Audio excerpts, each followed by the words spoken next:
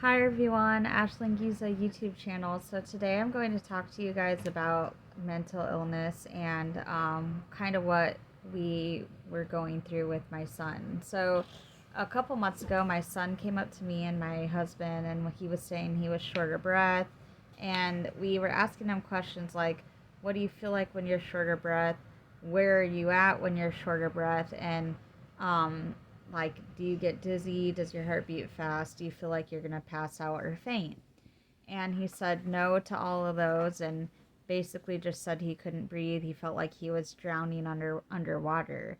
So my concern was both, of course, wondering if there's something physically wrong with him. But since my mother taught me a lot about mental illness, I also it also made me think about depression and anxiety and stuff like that, because with anxiety you can have symptoms like that, like shortness of breath and stuff like that. So my first thing that I did was made a doctor appointment with this primary care doctor to have his lungs looked at and be physically assessed. And then my second thing that I did right after that was made him an appointment with a therapist so he could talk with a therapist about anything that might be bothering him. And I want this to be put out there, and I want mental illness to be talked about more, because I don't think I even in 2024, I still don't think it's understood and talked about enough. And I feel that it's taboo, and a lot of people don't want to talk to their children about it.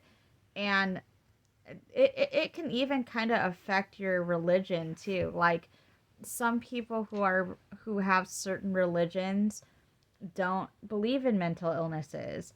My father was one of those people. He lived in the Philippines, and I'm not bashing anybody from the Philippines, or who's Filipino. I'm half Filipino myself. But my dad always just said, "Oh, if one of us was feeling sad or some kind of emotion, he was always like, it's in your head. Just keep moving forward. You can't let bad days get you down." Well, although that was all true, at the same time, still though, mental illness is real, and it is in your head, but that's not just where it stops. You need to get help, and you need to talk with people, and you need to reach out to people, family and friends and physicians. So and also, there's a lot of times where I've even had doctors try to say, when I'm telling them I'm not feeling good, they've tried to blame it on my anxiety before.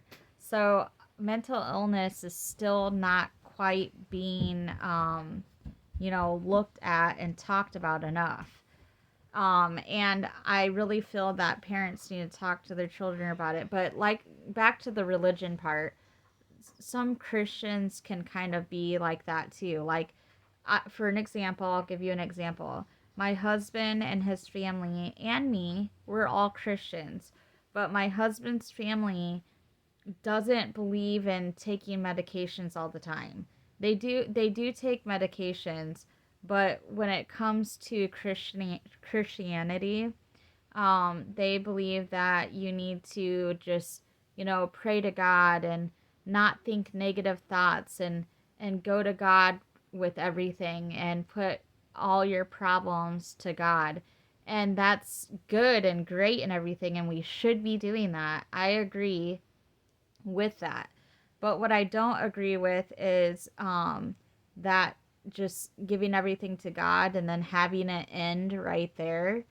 I believe that you do give your problems to God and you talk to God about your problems, but I believe that you also go get help for your problems too, and go to physicians and, therapists and psychiatrists and just MDs and stuff like that to get the medication, because God made doctors and therapists and psychiatrists, counselors, and all that so we can be mentally, not just physically taken care of, but mentally taken care of as well.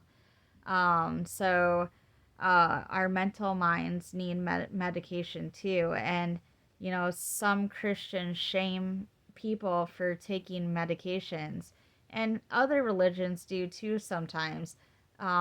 You know, I used to be a Wiccan, and I know other people that are Wiccans, and sometimes, and I'm not putting them down either. There's no judgment here. I'm just giving you guys hypothetical examples, and just examples in general. There's some Wiccans too that believe, you know, don't take any of the medicines that doctors give you. They're all of them are crap. Stick to all natural remedies, um, natural plants and essential oils and teas and herbs and stuff like that. And that stuff works great too. But I feel like we need to utilize all of that. We need to utilize our religion. We need to utilize medication, and we need to utilize natural herbs and natural plants and medications. So I don't believe in it just using one thing. I believe in utilizing everything that God put here on earth for us. So now I'm going to get to the subject of what happened. A couple months ago, my son told me he was short of breath, that he couldn't really breathe. He felt like he was underwater. We asked him questions. We checked his vitals, his oxygen. I have this little finger thing that you can put your finger in, and it shows what your oxygen is, and it shows what your pulse is.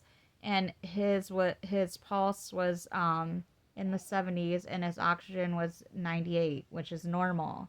I'm a CNA. I don't work right now as one, but I am a certified nurse aide, and I'm certified in taking vitals. And so those were normal vitals. Now, I'll let my son tell you guys what was done today at his doctor's visit. He is willing to talk about it. So, okay.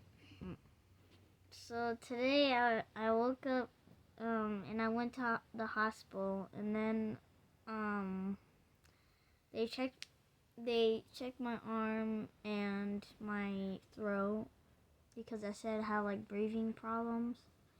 And then they told me to go to this, like, I don't know, like big hospital. And so I went there, and they gave me a shot right here. Let's turn on the light for that so they can see. Right. So they didn't give you a shot. They drew some blood. Well, yeah. Yep, they drew blood right there. It kind of got bruised a little. And then they took me for an X-ray, so I had to take off my shirt. And then so they took that.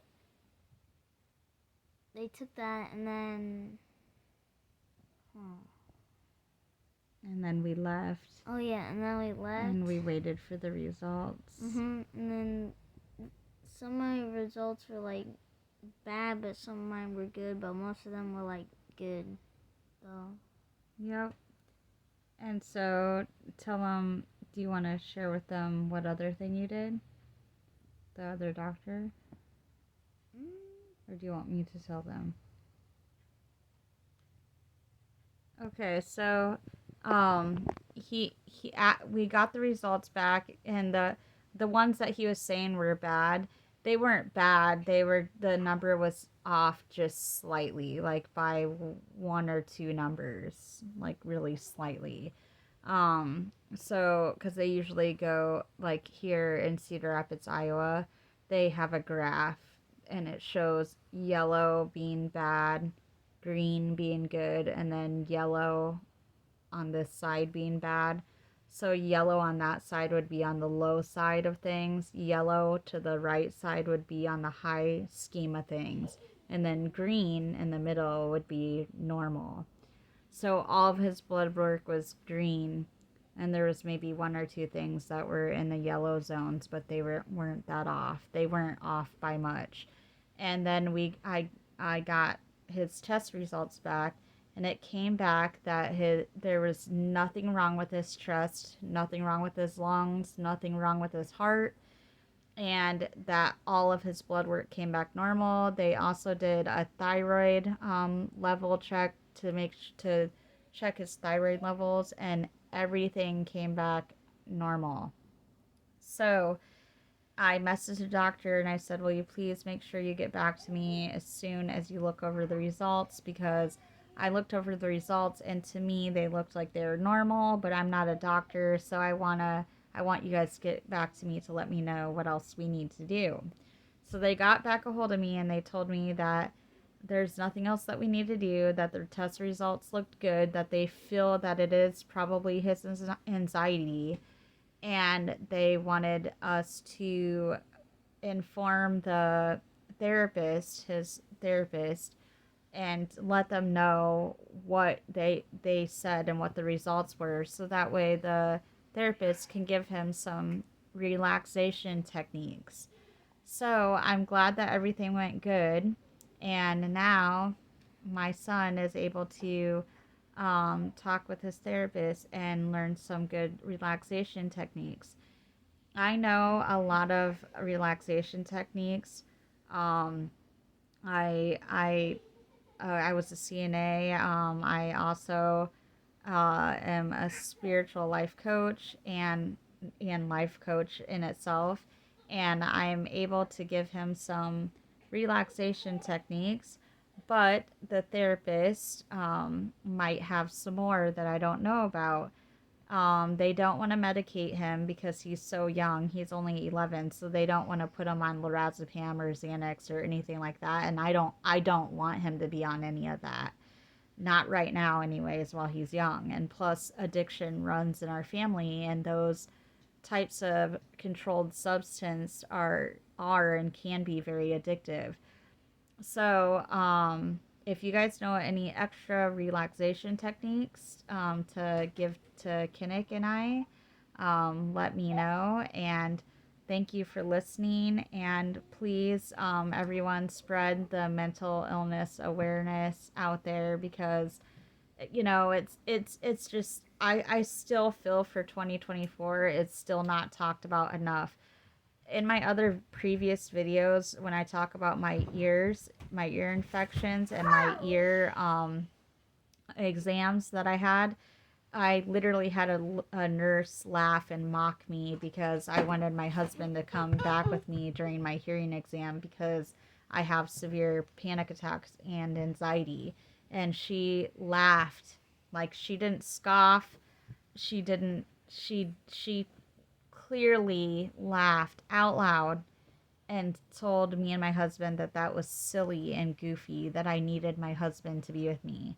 So we need to be advocates for each other, and we need to be there for each other, and we all need to be each other's safe person.